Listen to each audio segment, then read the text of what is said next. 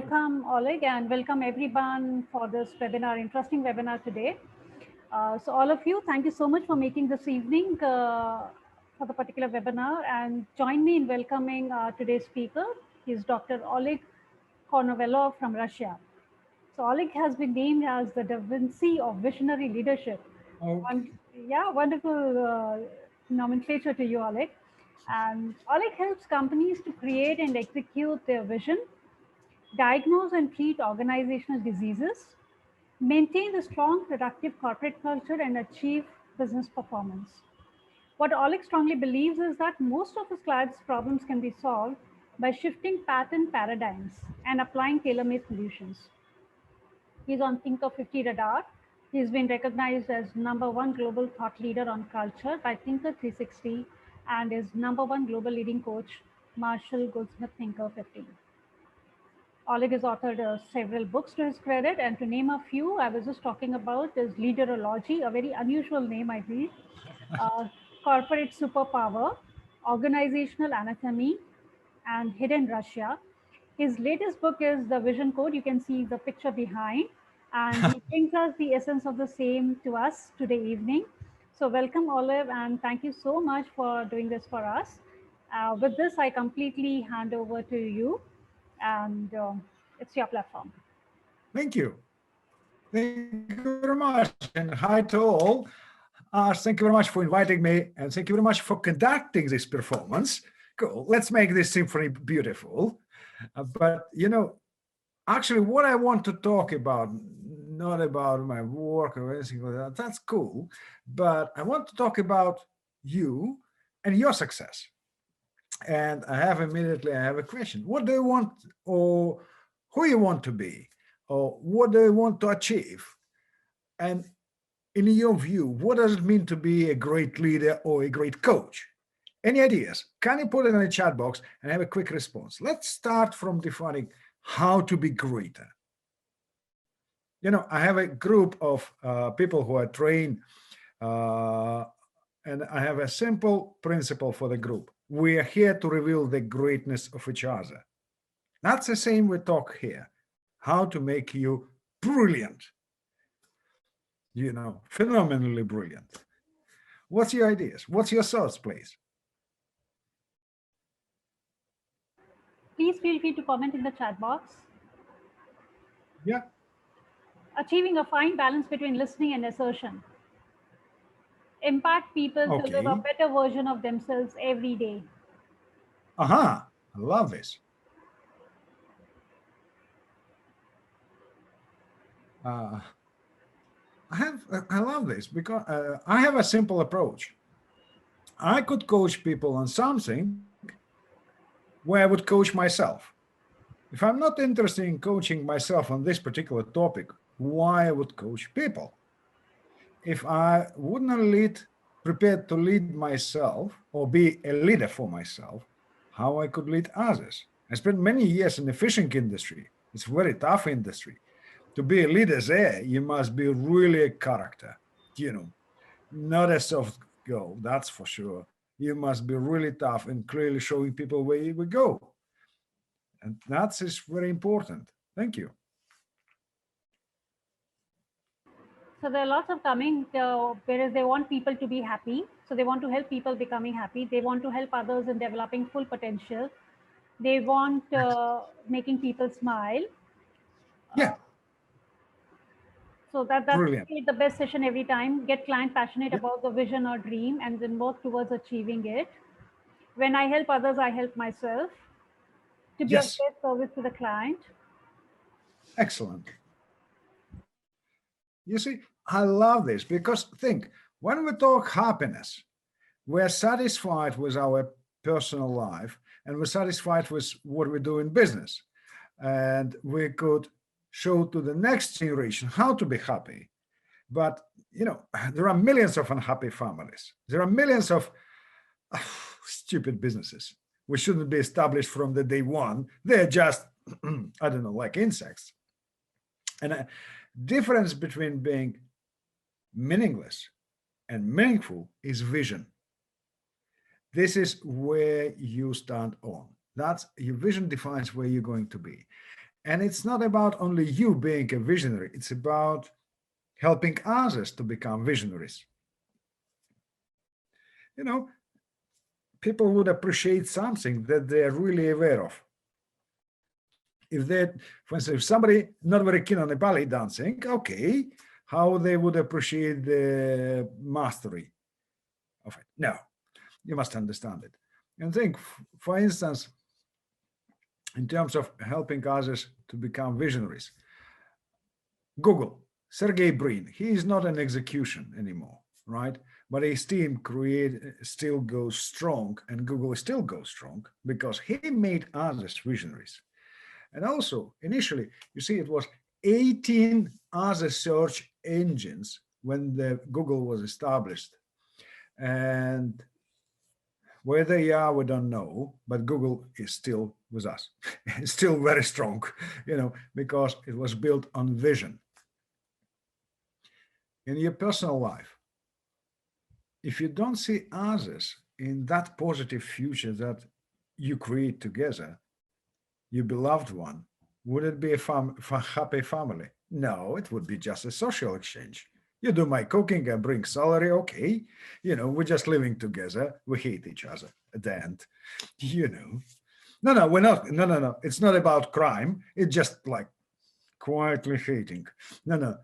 But I'm talking about really, I'm glad you put this happiness, satisfaction, everything make other people to resonate. That is brilliant.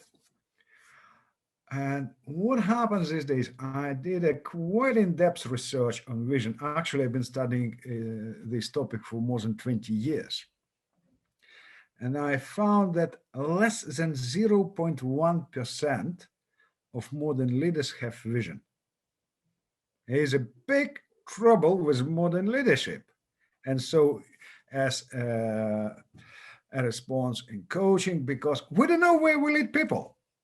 We hardly know where we lead ourselves. And this is where COVID, for instance, immediately revealed leadership is weak.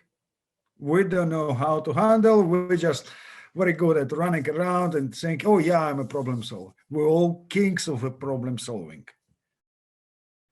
But it's about what kind of solutions we could find and lead people further into that bright future. And that is very interesting.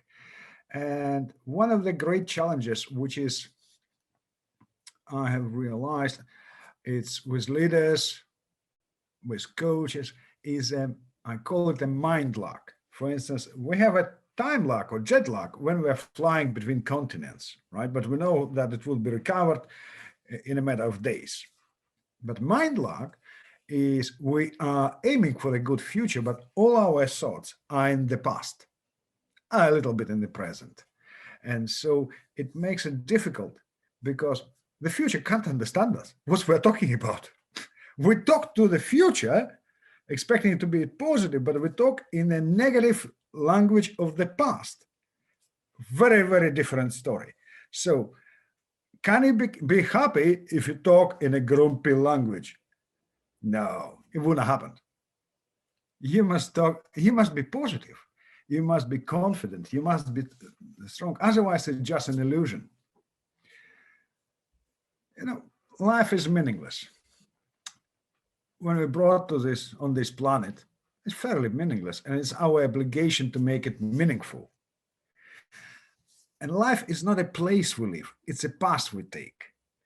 It's not always easy. We need a clear understanding where we want to be, where we want to go, what we want to achieve. Great, and I really appreciate that no one put, I want to have $1 million or $1 billion. That is just a personal ego. No. Great. Seeing people happy, satisfied, that is a real great direction. In fact, I'm not what happened to me. I'm what I choose to be. That is a bit of a difference. And this is about growing as a leader, helping others to grow enormously, being a coach.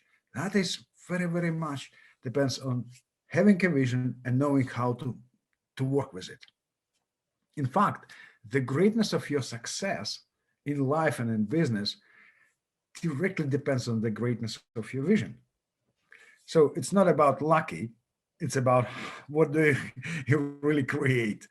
And in this sense, it's very interesting point. I could see the comments, people from India, from the US, from Portugal, from all over the world. We're all craving for vision. We all need this.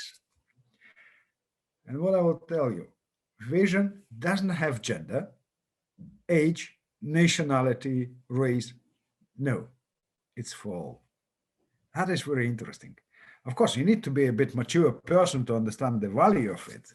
And I love the saying of Carl Jung, until we make unconscious conscious, it will direct our lives and we will call it fate. But vision is about consciously understanding what we do, and a vision is not, we tend to believe that vision is a gift. It's just for a selected few, touched by God. No, vision is very, very focused thinking.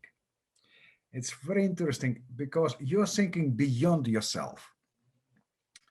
And so it's an algorithm which can be taught. And that is tremendous difference.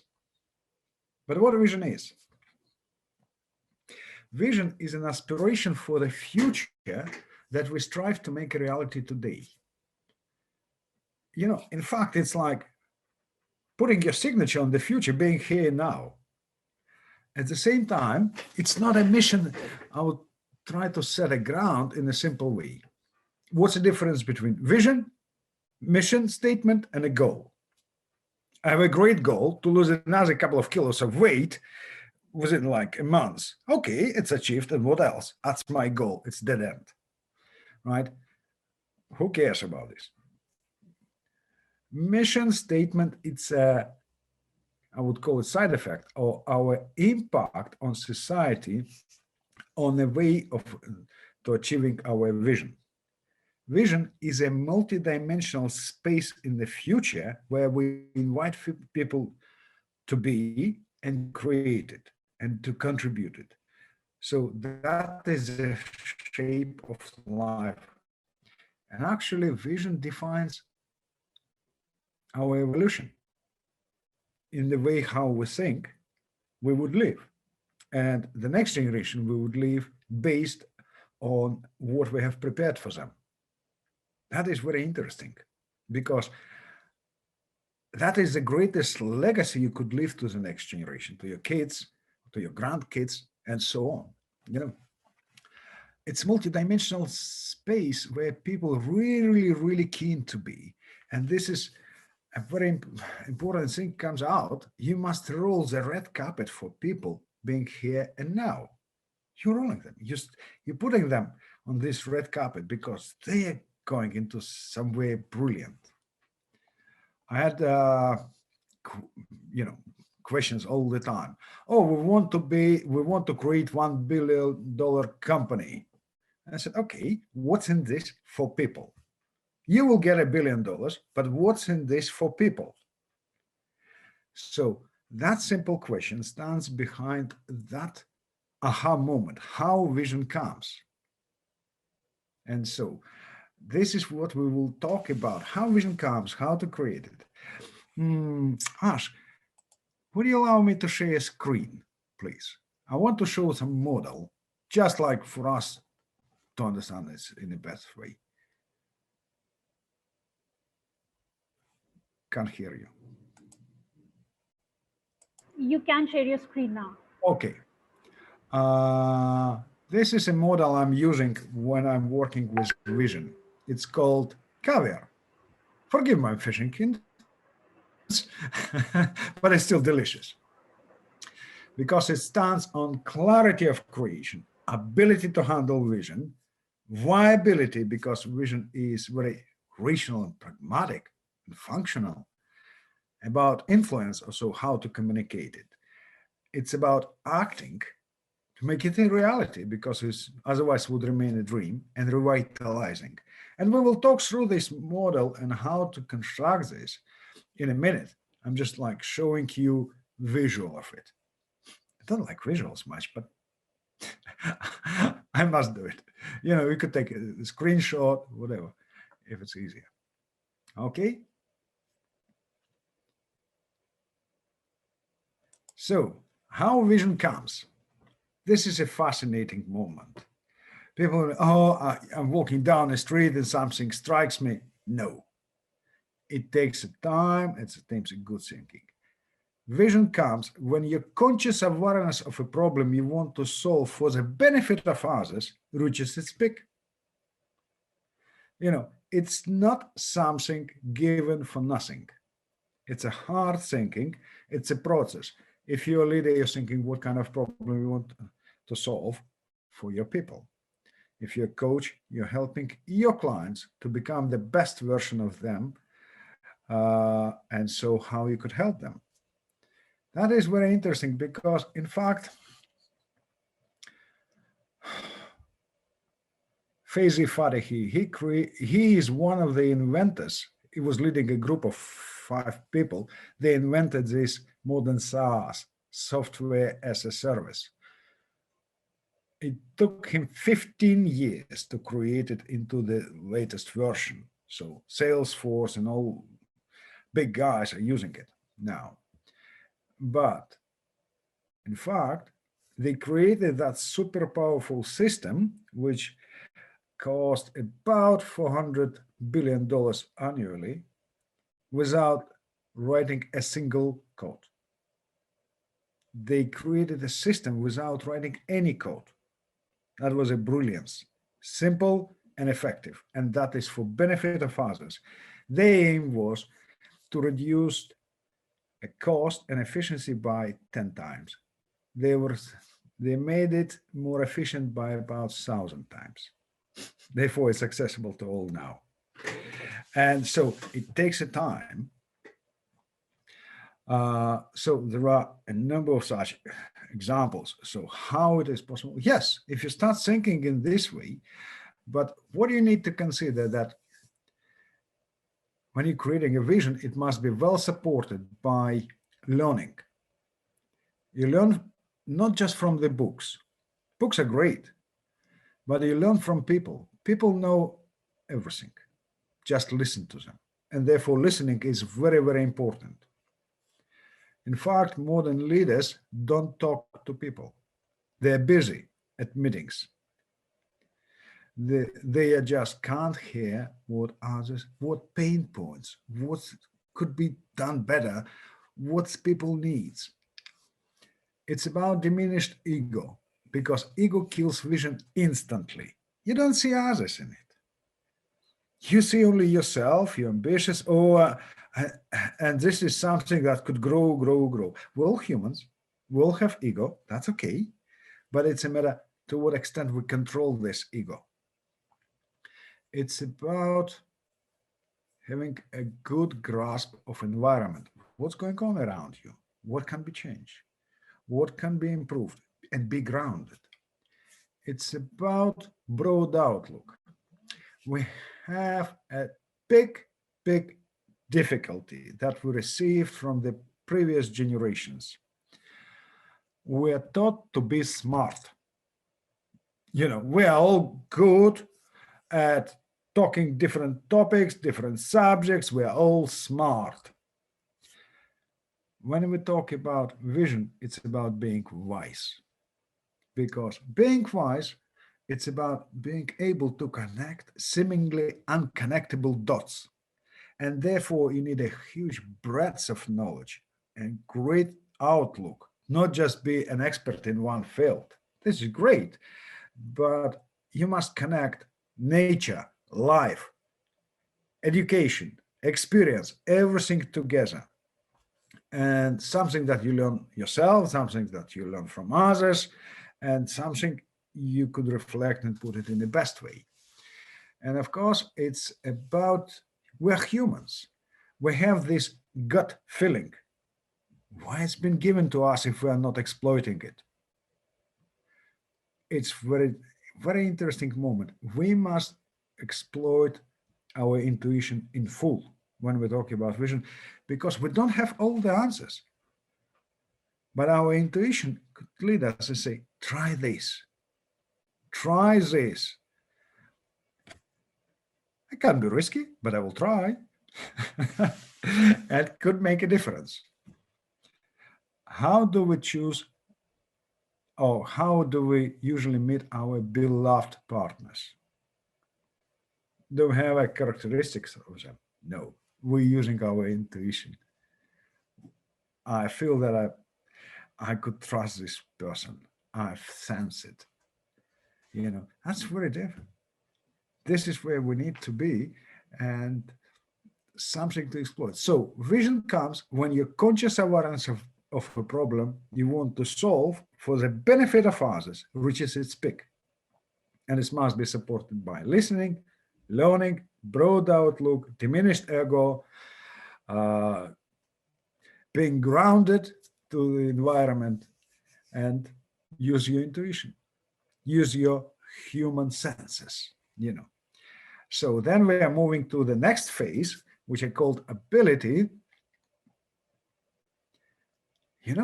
Vision is huge. It's bigger than you or me, bigger than any organization. How to handle it? And here you need to grow as a visionary leader. Whether you are a leader, whether you're a coach, you must grow and you must help others to grow. And for this, I have a very interesting, I call it click form. Click. Click stands for courage, because you need to be really bold in your thinking. If you're afraid of the future, you wouldn't create it. You must be really brave, courageous. It's about learning, it's about inner excellence, it's about confidence, and it's about knowledge bank. Courage. Fear is a normal human reflex, but courage is a skill. It's something, yes, we've just been chatting before with Jose before this seminar, and he knows me quite for a while. Ages ago, I used to be an trawlers in the North Atlantic. It's one of the deadliest professions in the world. When you're facing gale 11, it's very tough. You believe in God in a matter of seconds. You don't have a time to question this. But when you go through those storms, you're becoming the master of the seas, master of the waves. You feel confident. And that's about courage. So that's a skill which can be developed. And this is about asking yourself all the time, what something I have thought beyond my comfort zone, beyond my convenience. You see, we have a problem. And the problem is most often is given to us. People are insisting their fears on us. They're giving their fears to us. They're saying, you can't do this. It's not good. It's too scary. It's too big. It's their fears. Don't take it. Because as soon as you start taking other people's fears, you will be really, really fearful. You wouldn't do much. Very simple. Learning, we already discussed, but learning is very interesting because I'm still betting on importance of learning from people.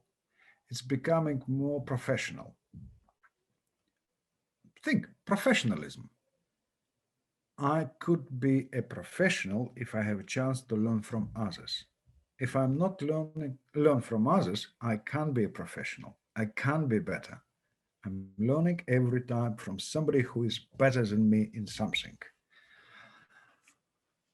Inner excellence, okay. Leadership is not a physical work, but it's tough mental, it's tough psychological work. And it's about becoming better and stronger. Confidence. We are often crossed on a crossroad. Confidence. Oh yeah, people think I'm good. No. I'm confident when I know that I can and I will deliver my promises.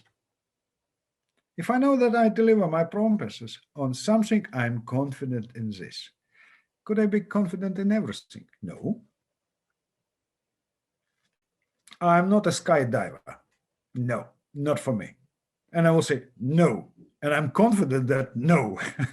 So being confident is about clearly knowing that what you can do and what kind of promises you deliver. And a simple thing you could ask yourself, what promises, my promises, left undelivered over the last week? If you're a good leader, you will deliver your promise. Okay, even with some delay, but you will deliver it. If you're a coach, you're saying to your client, okay, I will help you to go from that league to a Premier League within 6 months. You will be there. That is your confidence. And people go for it. That leads to credibility because people trust your expertise and what you do for them.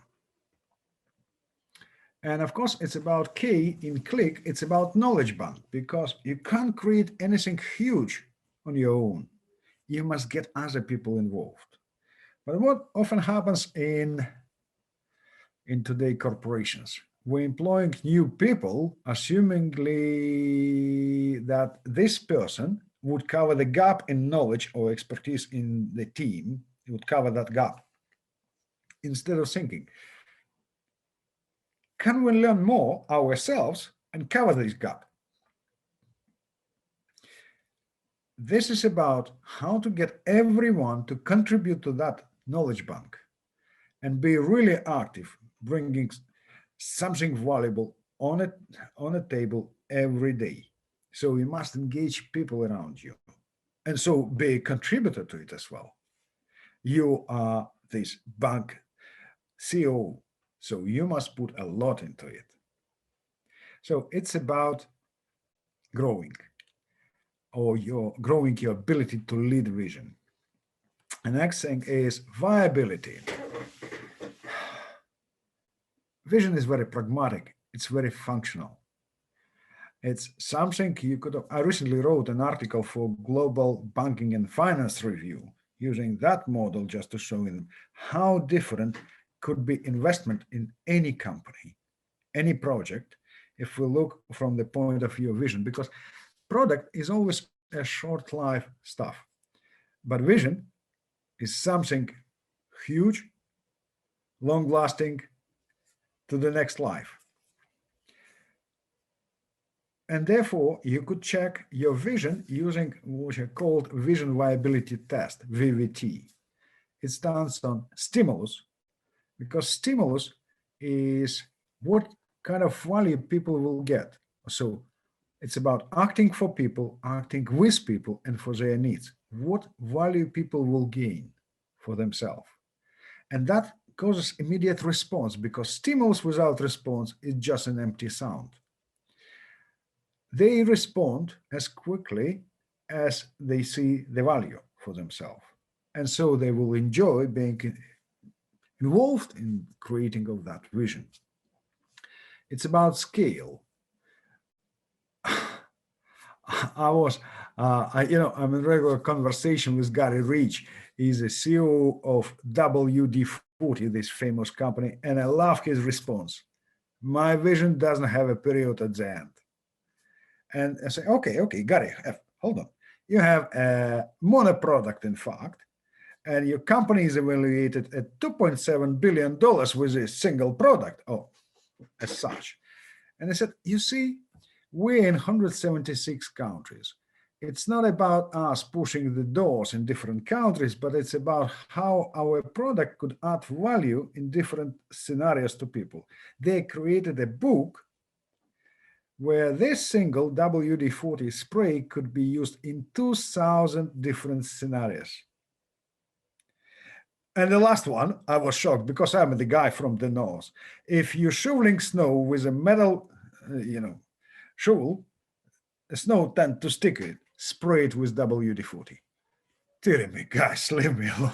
So they're adding value and people grabbing it, and it allows them to grow. It's a vision. It's about spotlight. Spotlight. You're a leader, visionary leader. You're like on a Broadway for 24/7. You're putting your skin in the game because you're impacting people's life now and later. But if you asking your team, guys, who are responsible? Well, we're not responsible. It's not a vision. It will collapse. It's about scanning. You you listen. What's going on? Where we could add value? What can be changed? What can be improved? So how relevant we are to a reality, today reality and tomorrow's reality. One of the greatest and important factors of strong vision is simplicity. Vision is an elegant thinking about complicated things. If vision is too complicated, no one will buy it. No one will be impacted. People would avoid it.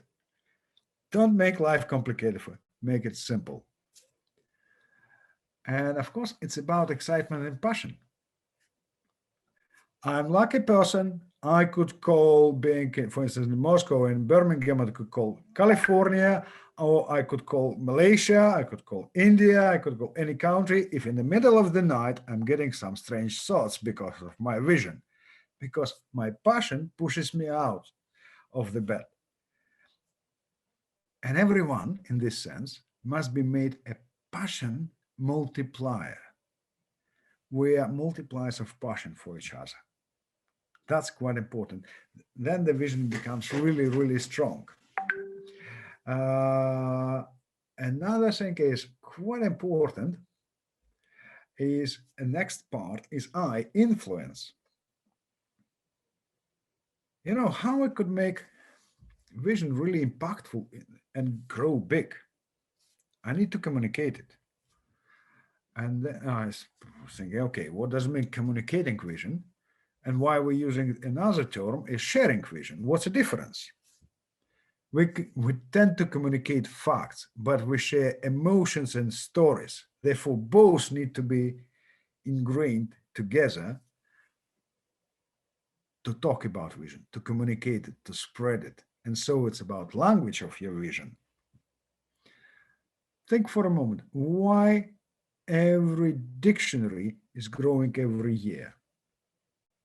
Because of the visionaries who are creating something new, and we're bringing new terms into our dictionaries. We are not searching, we're Googling. We're now Zooming, in fact, thanks to the investors of Zoom. You know, so more or less, we're getting those things. Let's put it 30 years ago. How much did we use the word interface? Not much. But we're using it now every day for every occasion, even not related to the IT industry. So we're creating language. What is the aim of influence? The aim is, the core aim is very simple, but very important.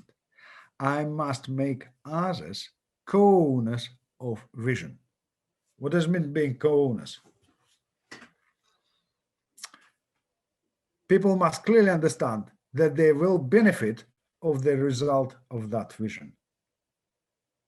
Therefore, they become co-owners of it. They will fight for it. They will commit themselves. They will be with it. They will support it. It's not something. Why? Again, it's a case. Well, I want to create $1 billion company. Okay, what's in it for me? Why I should talk about this? I'm not attracted by your ego.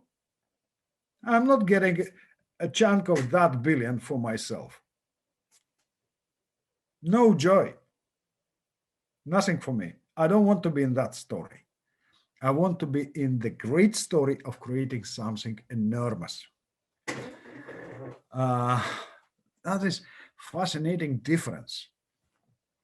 And of course, it's about acting. It's a next part, very critical, because without great execution, vision will die like an insect. We're emphasizing too much a consensus, but strong leadership is not about consensus. I'm not about to please people. I'm about to lead people to that promised future. And therefore, I must be strong. Pleasers are faceless. I remember and I appreciate leaders who made me stronger, who lead me somewhere in a better way, led me through challenges. They didn't, They were not about pleasing me. They were about making me stronger. That's a huge difference.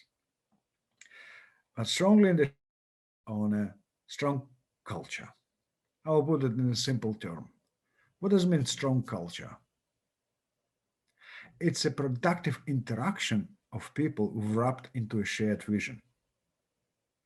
At the same time, it's an inner energy of organization which consists of efforts, commitments, competences, talents of all people involved and directed to achievement of one organizational goal or vision.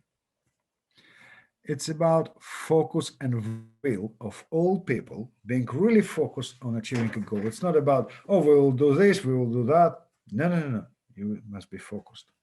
It's about good decision making, enable decision making. In fact, we're emphasizing too much. Oh, we're good at decision making and we're making it a story. But in fact, not many people are good at decision making. We are very good at making choices. But choice doesn't assume responsibility or commitment. It's a good excuse. We have done poorly because we had poor choices. And that's not a great way. But when we think about decisions, actually the vision is a decision. It's about commitment, it's about responsibility. That's very important. But how to make people good at decision making? Make them free. When people will be free by knowing where they go. If I'm not able to show people the direction, I'm setting them into panic mode. They don't know. Everything is about choice. We don't know. Oh, we're waiting for a choice, or we're just like juggling with the choices. No. When you know where you go, you know what to choose, you know what kind of a decision to make, because it would put us closer to that vision. That's a fascinating moment. And the last piece is about R, revitalizing. You know, vision is life and it must grow. It must be revised, edited. The core of it would remain, but you're still revising it. It's a huge charity. It's called Junior Achievement. They're helping 11 million young people to obtain or achieve their first profession. A chairman and CEO of this company is Ashish Advani, fantastic person. I love chatting with him. And what they do, they revise their vision on their board every 3 years, plus they're asking all their staff to contribute to it. What they see, what can be improved, what can be reshaped, how to make it stronger. These days, if I do remember correct, they're number 7 in the world. They're number 7 in the world, helping 11 million young people. That's something really huge. So it's about revitalizing it, give it a new life, new potentials. Again, you climb higher, you see further, you see new opportunities, new possibilities, you're getting more resources, you grow bigger. That's incredible. So that's about how to create and execute vision. Sounds simple. It's not simple, in fact, but it is possible. And that could make a huge difference for you. You know, I was working on my book, the Vision Code. It was recently released everywhere, in India, in the US, in the UK, everywhere. And you know what I could say? It's not about me writing or putting letters on a paper. It's about how this book impacted me. And this book impacted me more than everything else I have done in my life. Because when you have a clear vision, you're having the most powerful, versatile tool for defining your future. That's incredible experience, you know. And what I could say, If you want to be a visionary leader or visionary coach, you would be able to make an impact in a matter of minutes on others. You would impact your life because you will make your life meaningful. You're really about talking about achieving your higher purpose or the highest purpose, in fact. It's about really living very different life. It's about breaking out of non-satisfactory reality. That's a tremendous experience. So what I would encourage you, you could read my book, The Vision Code. You could join, I have a course, Oleg Konovalov Vision Leadership Coaching Certification course. I'm helping people to really practically, well, change them or create a mind shift and gain this, all that tools. And this is about you. It's up to you where you want to put a signature on that future today and now, or you know, it's your decision. It's not your choice, it's your decision. Thank you very much. And ask your questions, please. Thank you so much, Oleg. It was wonderful to know what exactly the vision is. I mean, we talk about vision and mission, but so deeply to understand what exactly a vision is was very interesting. And I personally loved your statement that life is not a place to live, but a path to lead. Thank you. That was indeed wonderful. We are open to questions, and you may please put in your questions either in the chat box or in the Q&A. So there is a question here, Okay. Oleg. As we know, a visionary is able to see what others don't yet see. So Yes. obviously, courage to stick to the vision, ability to influence others, and Yeah. constantly revitalizing are extremely important. Yeah. In this process, when others don't see what the leader sees, isn't assertion more important than listening? Because you're really focused on finding the solution. Therefore, I said listening. You listen to people, you feel that pain. You are really about, you're really conscious. I'll give you an example. When you're really looking for how you could improve something, you will find that in one way or another. Sooner or later, you'll find that solution. Yes, for somebody it takes years, for somebody it takes maybe a few months. When I coach people, I know that within 4 6 months they're getting a really strong vision. If it's about train people as coaches, it takes fairly same time for them to realize because the seeds are there.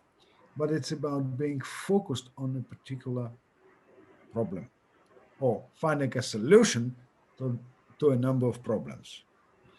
And therefore you are able to see something that people that other people did not thought about it.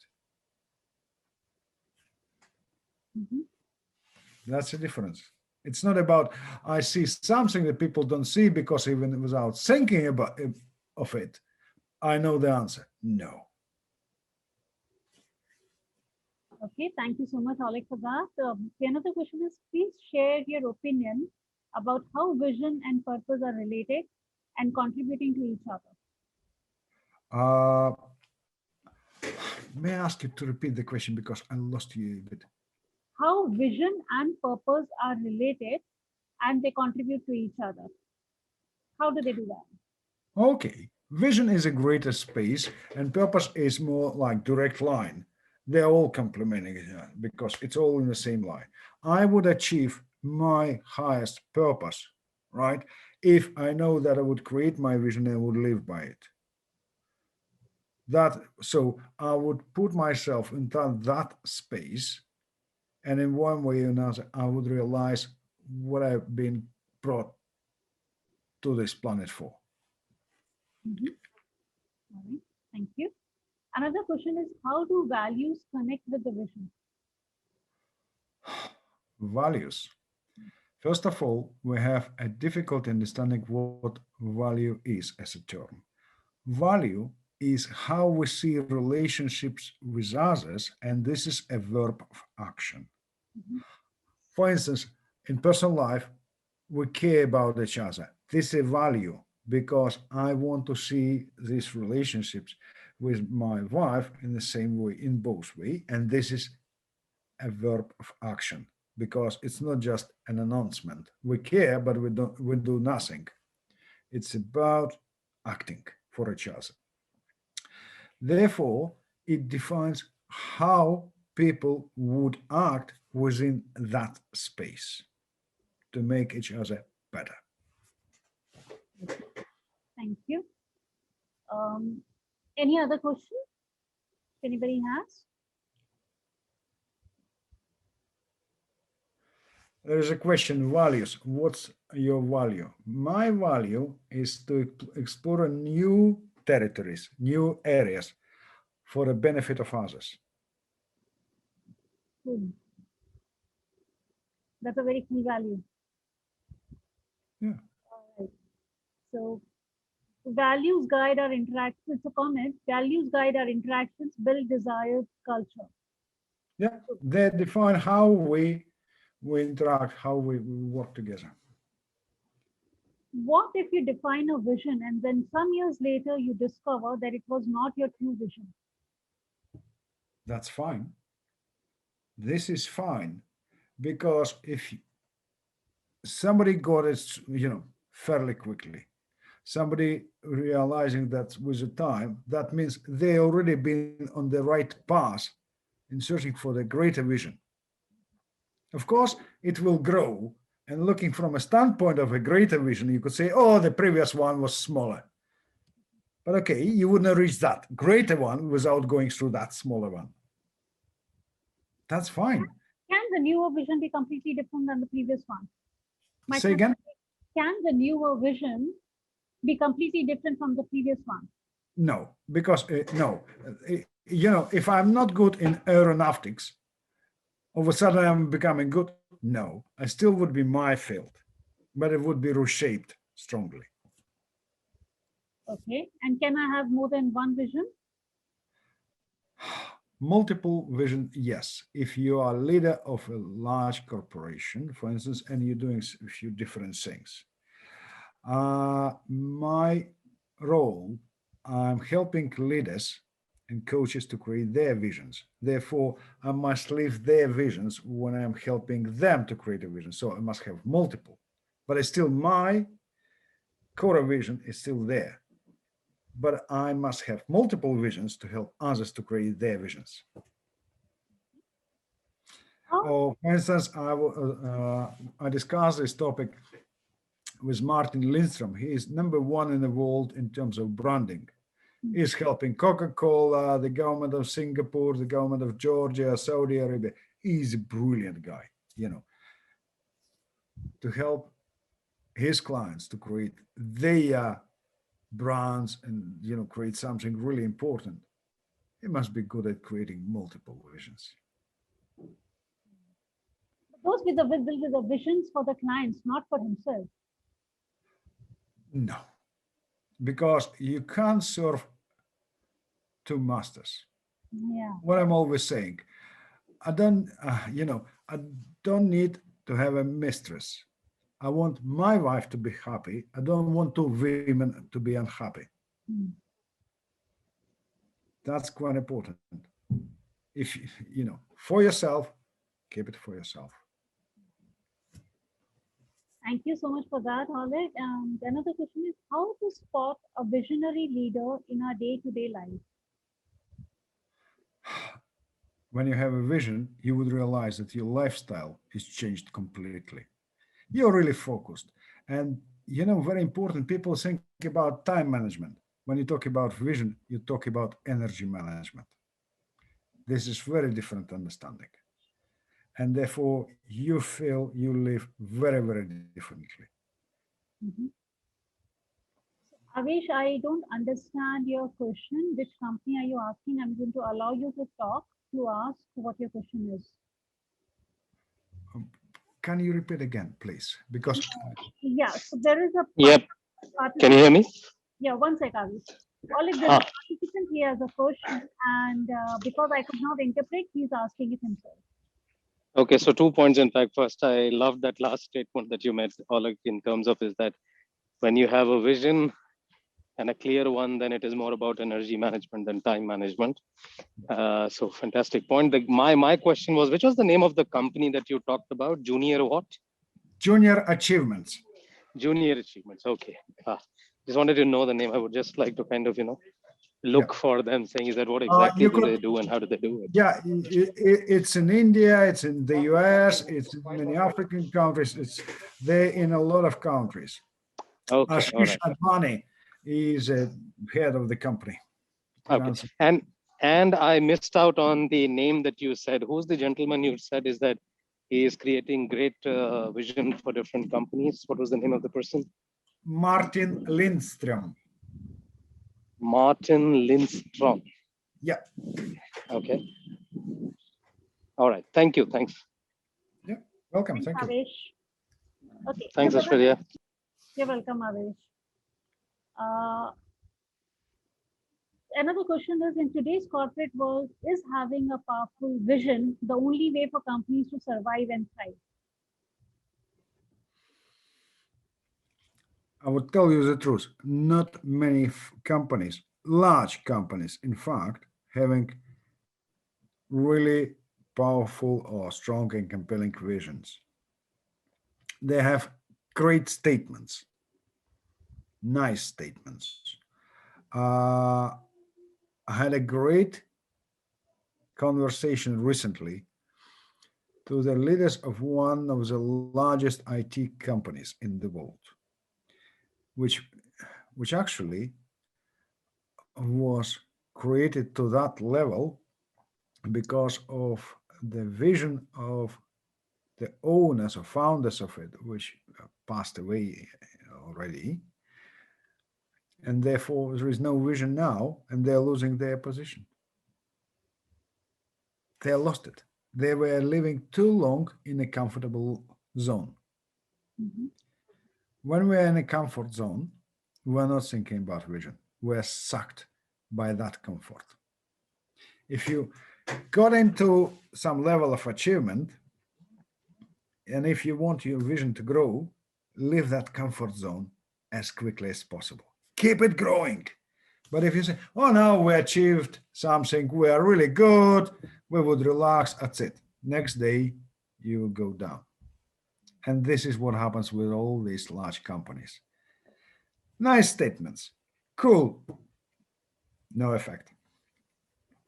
I would tell you simply, in the last, at the moment, the average lifespan of a large corporations on average is 15 years only, where about 50 years ago, the average lifespan of a large corporation was 75 years. So it shrinks because we don't have vision. We're just creating something which is relevant to the product or to the market today. That's it. And it's gone. And the next question is actually aligned to the same answer is, how do we assess whether our vision is on the right track and how often do we recalibrate it? With every achievement. I wouldn't say, every year or every 2 or every 3, with every achievement. Because achievement can be misleading, can be enforcing, it can be good, but we achieved something. We claimed higher, revise your vision. What's opportunities? What are the threats? So you must revise it. It might happen within 9 months. Great, revise it now. Thank you for that. Another question is, in the current world scenario where resources are limited and corporates are fiercely competitive, what should be a holistic combined vision for all these so-called leaders so as to benefit the entire humanity? It's very simple. When you have vision, you need less resources. You're really focused. You know what do you need. Those famous programs they call Shark Tanks in the US and in Australia, where the billionaires or tycoons are sitting and the people, pitching them their their startups projects and whether giving money or not. And what I noticed quite often, and it's called Dragon Den in the UK,